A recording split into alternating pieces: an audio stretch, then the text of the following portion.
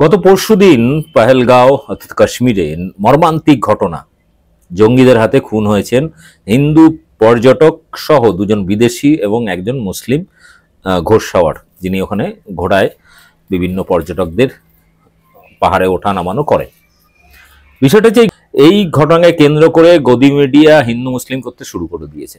বিভিন্ন যারা পর্যটক বেঁচে ফিরেছেন তাদের সাক্ষাৎকার নিয়ে বোঝাতে চাচ্ছেন যে এইখানে জঙ্গিরা নাকি তাদের হাতে অঢেল সময়, তারা নাকি সবার প্যান্ট খুলে দেখছিল যে কাটানা গোটা, অর্থাৎ মুসলমান না হিন্দু, সিঁদুর আছে কি সিঁদুর নেই, তারপরে তাদের হত্যা করছিল। এরকম একটা ন্যারেটিভ দাঁড় করিয়ে মগজের মধ্যে মুসলিম বিদ্বেষ, ইসলামোফোবিয়া ঢোকানোর চেষ্টা করেছে। আমরা শুরুর দিন থেকে বলছিলাম যে যে খুনি বা যে ধর্ষক, যে চোর বা ডাকাত, তারা ধর্ম দেখে কাউকে ধর্ষণ করে না, ধর্ম দেখে কারোর দোকানে বা ব্যাংকে লুটপাট করে না, বা ধর্ম দেখে কাউকে খুন করে না।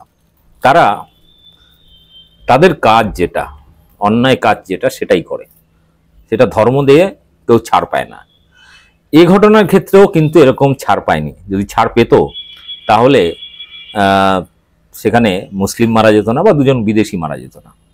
সব থেকে বড় ব্যাপার হচ্ছে যে পুরো নিরাপত্তার গাফিলতি, বা বলা যায় পরিকল্পিতভাবে ওই এলাকায় কোনো অজ্ঞাত কারণে সেনাবাহিনী সরিয়ে নেওয়া হয়েছিল। পহেলগাঁও এই অঞ্চলটা হচ্ছে টুরিস্ট স্পট এবং এখানে প্রায় 2 থেকে 3 হাজার টুরিস্ট সেই সময় ছিলেন।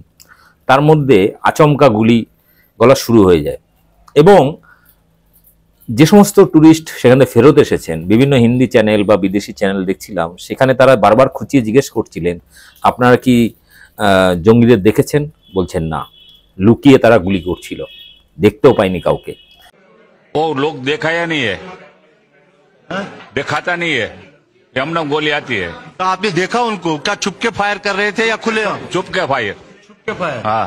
কিন্তু পশ্চিমবাংলার মিডিয়া, রিপাবলিক টিভি, TV9 এর মতো এরকম কিছু গদি মিডিয়া, তারা খুঁচিয়ে এটাকে হিন্দু মুসলিম করার চেষ্টা করেছে। প্রচার করছে যে সিঁদুর দেখে বা লুঙ্গি খুলে, মানে জামা কাপড় খুলিয়ে কাটানা গোটা, এটা দেখেই নাকি হত্যা করেছিল। অর্থাৎ চরম একটা হিন্দু নিধন হয়েছে ওখানে।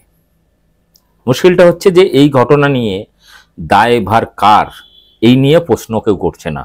হিন্দু মুসলিম করে দিয়ে এর পেছনের যে গাফিলতি, পুলওয়ামা যে ঘটনা ঘটেছিল সেই 2019-এ 14ই ফেব্রুয়ারি, সেই ঘটনার থেকে শিক্ষা না নিয়ে আবার এরকম একটা মর্মান্তিক ঘটনা, এবং সেই ঘটনার এখনো বিচার হয়নি, কেউ শাস্তি পায়নি।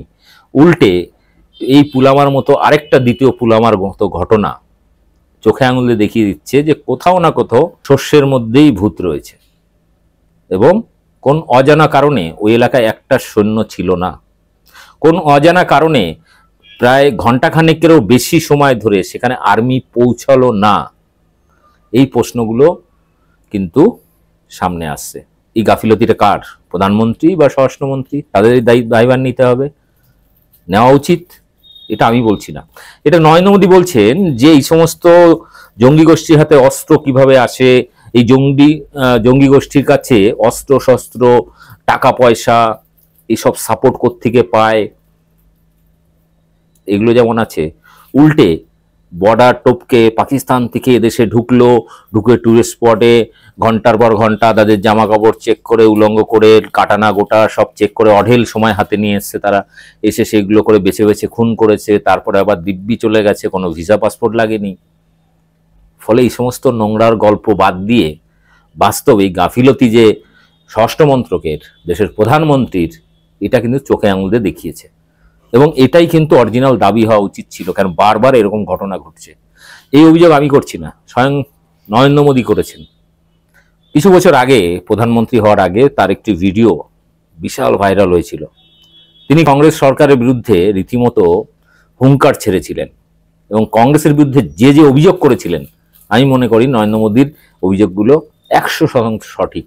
এবং আজকের দিনে দাঁড়িয়েও নরেন্দ্র মোদীর এই কথাগুলো অবশ্যই নরেন্দ্র মোদীর বিরুদ্ধে এবং অমিত শাহর বিরুদ্ধে অভিযোগগুলো তোলা উচিত, যেটা আমাদের প্রধানমন্ত্রী নরেন্দ্র মোদী শিখিয়েছেন।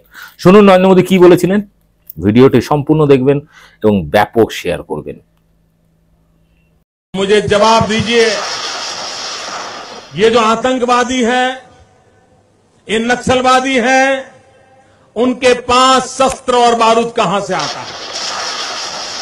वो तो विदेश की धरती से आता है और सीमाएं संपूर्ण रूप से आपके कब्जे में है। सीमा सुरक्षा बल आपके कब्जे में है। मैंने उनको दूसरा सवाल पूछा। हमने कहा आतंकवादियों के पास धन आता है, हवाले से आता है, पूरा मनी ट्रांजैक्शन का कारोबार भारत सरकार के कब्जे में है, आरबीआई के अंडर में है, बैंकों के माध्यम से होता है। क्या प्रधानमंत्री आप इतनी निगरानी नहीं रख सकते कि ये जो धन विदेश से आकर के आतंकवादियों के पास जाता है आपके हाथ में है, आप उसको क्यों नहीं रोकते हैं? मैंने तीसरा सवाल उनको पूछा कि विदेशों से घुसपैठिए आते हैं, घुसपैठिए आतंकवादियों के रूप में आते हैं, आतंकवादी घटनाएं करते हैं, भाग जाते हैं। प्रधानमंत्री जी आप मुझे बताइए, सीमाएं आपके हाथ में है, कोस्टल सिक्योरिटी आपके हाथ में है, बीएसएफ सेना सब आपके हाथ में है, नेवी आपके हाथ में है, ये विदेश से घुसपैठिए कैसे घुस जाते हैं? मैंने चौथा सवाल पूछा, सारा कम्युनिकेशन भारत सरकार के अंडर में है।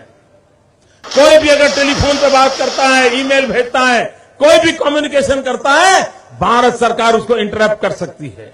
इंटरप्ट कर करके जानकारियां पा सकती है कि आतंकवादी गतिविधि के अंदर कौन सा कम्युनिकेशन चल रहा है और आप उसे रोक सकते हो। मैं पूछना चाहता हूं प्रधानमंत्री जी को, इस विषय में आपने क्या किया है? मैंने पांचवा सवाल उनको पूछा कि आप विदेशों में जो आतंकवादी भाग चुके हैं, जो लोग विदेश में बैठ करके हिंदुस्तान में आतंकवाद की घटनाएं कर रहे हैं, उनको प्रत्यारोपण के द्वारा हिंदुस्तान लाने का हमें अधिकार होता है।